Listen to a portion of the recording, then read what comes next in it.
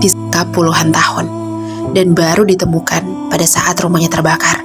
Kebakaran di Connecticut menguak kisah penyiksaan selama 20 tahun. Seorang pria ditemukan dalam kondisi mengenaskan, berat hanya 31 kg, dikurung sejak usia 11 tahun oleh ayah dan ibu tirinya. Rumah itu ia bakar sendiri sebagai jalan terakhir untuk bebas. Kasus ini disebut sebagai salah satu penyiksaan keluarga paling mengerikan di Amerika Serikat. Ini dia kisah selengkapnya.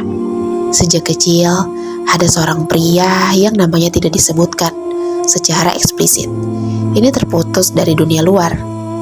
Ia tak sekolah, tidak punya teman, dan tak pernah bebas. Selama 20 tahun, ia dikurung di rumah sendiri oleh orang tuanya. Hari-harinya dihabiskan dalam ruangan gelap, tanpa siapapun tahu bahwa ia pernah hidup di dunia. Ia tak diberi makanan layak, hanya sisa-sisa seadanya. Tidak ada air bersih, tidak pernah mendapatkan perawatan medis, apalagi ke dokter gigi. Saat ditemukan, tubuhnya kurus kering dan lemah. Beratnya hanya sekitar 31 kg. Hal ini bukan sekedar kelalaian, ini termasuk bentuk penyiksaan yang sistematis. Pada saat itu, petugas pemadam datang untuk memadamkan api. Tapi yang mereka selamatkan bukan hanya korban kebakaran. Mereka menyelamatkan seorang pria dari 20 tahun penyiksaan. Tubuhnya menjadi bukti nyata kekejaman tersembunyi yang dilakukan kedua orang tuanya dari balik dinding rumah itu.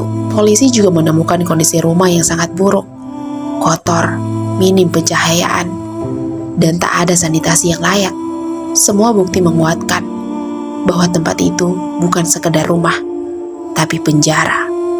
Penjara tanpa jeruji, tanpa sisa kemanusiaan.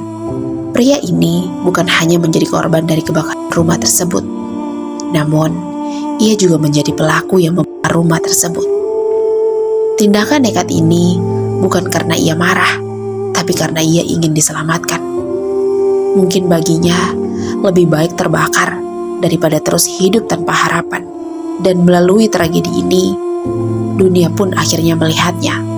Setelah diamankan, ia menceritakan segalanya. Bagaimana ia diperlakukan, dikurung, dan dilupakan. Pengakuan ini membuka penyelidikan besar. Detail penyiksaan selama 2 dekade membuat publik dan aparat terkejut, dan tentunya juga sangat marah. Kimberly Sullivan, ibu tirinya, langsung ditangkap. Ia didakwa atas penculikan, penyerangan, hingga kekejaman terhadap manusia. Tindakannya menyebabkan kerusakan fisik dan psikologis yang tak bisa diukur oleh seorang manusia.